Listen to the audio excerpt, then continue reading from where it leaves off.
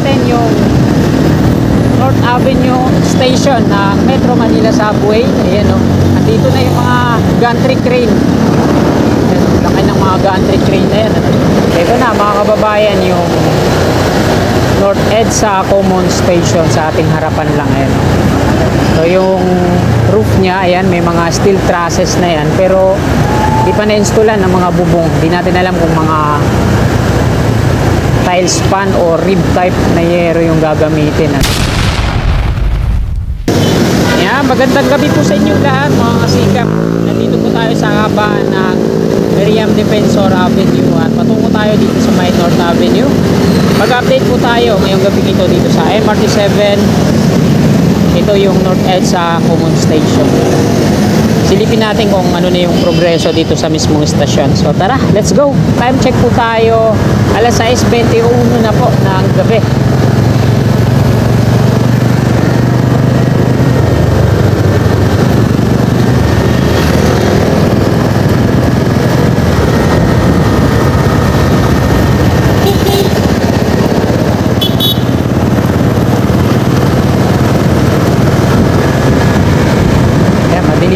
Na to kasi walang gaano mga street light dito sa kanan, ano?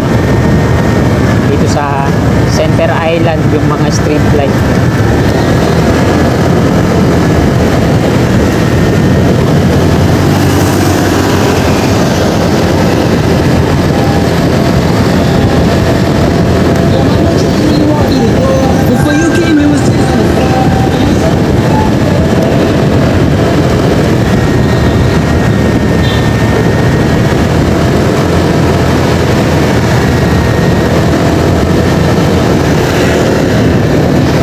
Avenue na po yan dyan sa unahan natin, kaso di tayo nakahabol sa stoplight.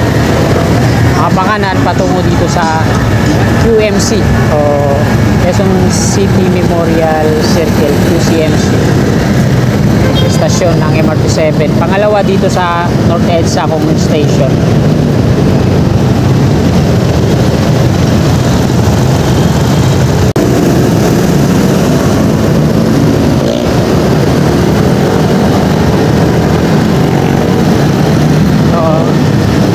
Tayo kahit naka red light pa kasi nag-senyas yung traffic enforcer na go na kami.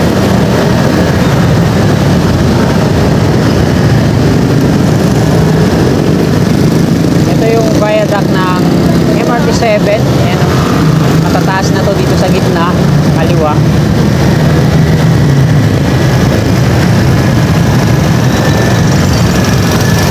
Yung Cityland. So nakakatakot din pala tumira sa mga condominium, ano. Kaya kung ako pipiliin, kahit bigyan pa ako ng unit sa taas, hindi ko tatanggapin. Mas maganda pa rin tumira dito sa mabababa lang, ano, kumpara sa mga ganyan condominium na sa pinakatuktok. Kagaya na lang nung nangyari sa ba yun? Sa Thailand ba yun? Yung nagbagsakan yung mga building. Nakakatakot, ano. Di bali nang nakatira ako sa Kubo, hindi naman ako naniniligado. At least kung bahaman, mabilis mga makakalikas. Para sa mga ganyan, pag umuwi yan, 7.7 magnitude pa lang yun, bagsak na yung mga building. Ayan, sa kanan natin yung North Avenue Station ng Metro Manila Subway. Ayan o, andito na yung mga gantry crane. Laki ng mga gantry crane na yan, ano? Siya yung bumubuhat sa mga parts ng tunnel boring machine pag pinapasok dun sa shop pa underground. Nasa Mindanao Avenue tayo mga kababayan, pero hindi tayo didiretso dun dahil mag-u-turn lang tayo kasi sarado yun dun yung diretso. Ayan yung ibang mga gantry crane.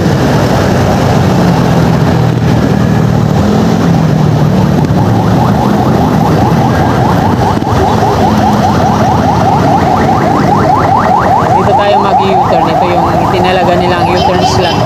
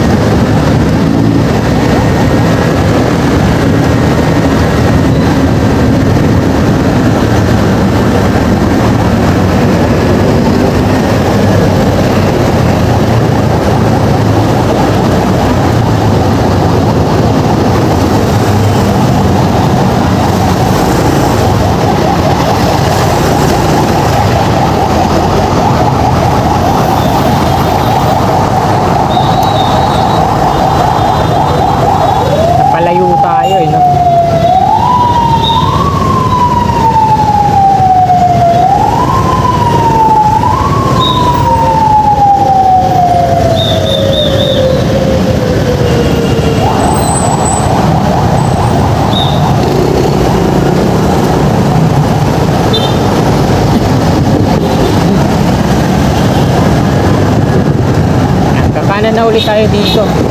North Avenue na ulit to. Palabas dito sa EDSA.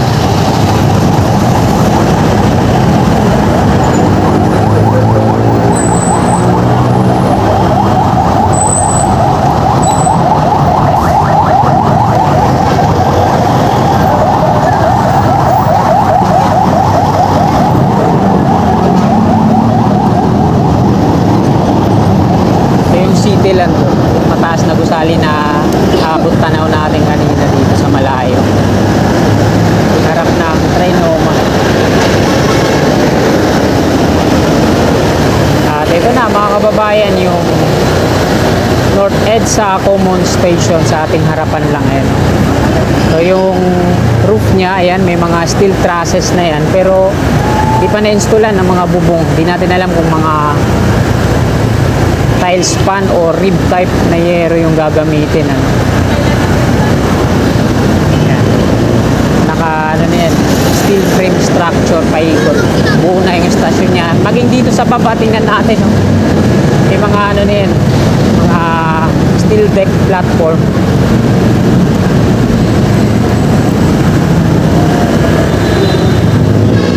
Madilim nga lang dito sa baba kasi wala gaanong ilaw.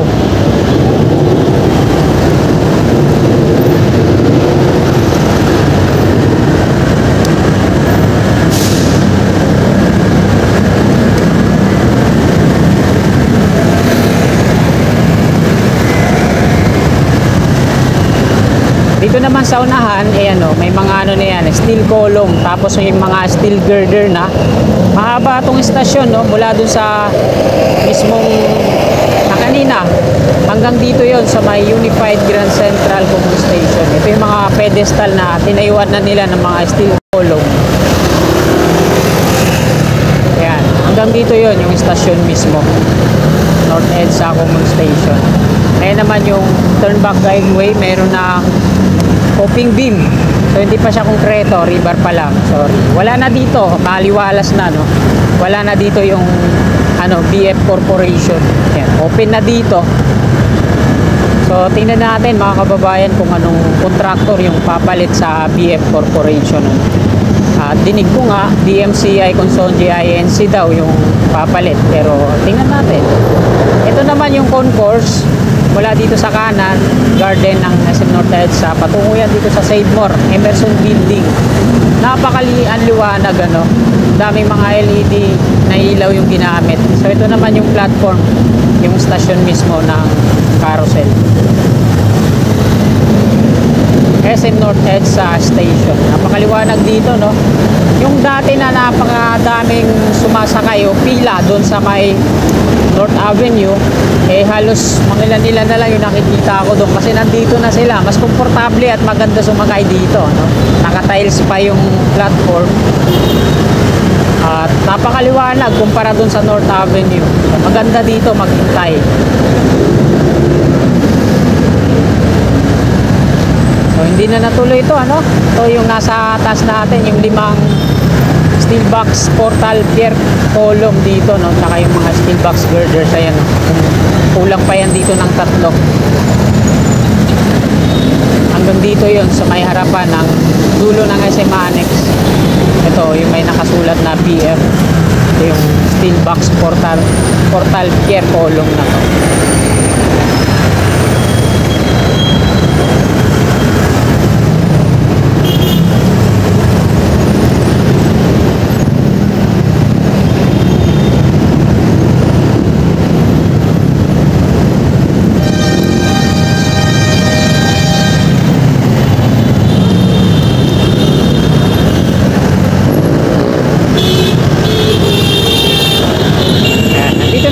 Sa dulo. So diretsuhin natin to hanggang dito yung update natin sa may FPJ station ng LRT1.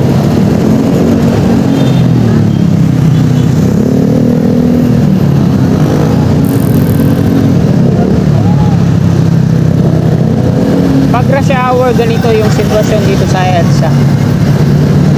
Dami mga naglalakad. Antabay ng mga sakyan, jeep dito sa kanan natin. So dito tayo sa inner lane.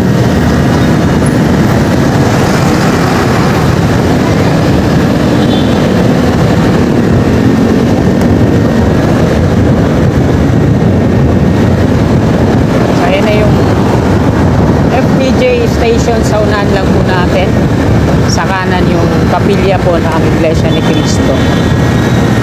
Kaharap na Walter Mart. Save More naman dito sa kanan. Inigit na yung estasyon. Tapos dito naman sa unahan, kaya naman yung Roosevelt Station. So hindi binago, no, yung stasyon ng Carousel, P2P bus. Baka may magkomento na naman, hindi daw ito P2P bus kasi ang P2P point to point dito daw sa Baliwag, Bulacan, tapos ano. Pero P2P point to point din ito dito yung Carousel sa mga hindi pa nakakaalam. Yan, napapalayo na tayo, no? So ayan mga kasikap, mga kababayan, magandang gabi po. Hanggang dito na lang po itong video na to. Marami po salamat sa patuloy niyong suporta kay Kasikap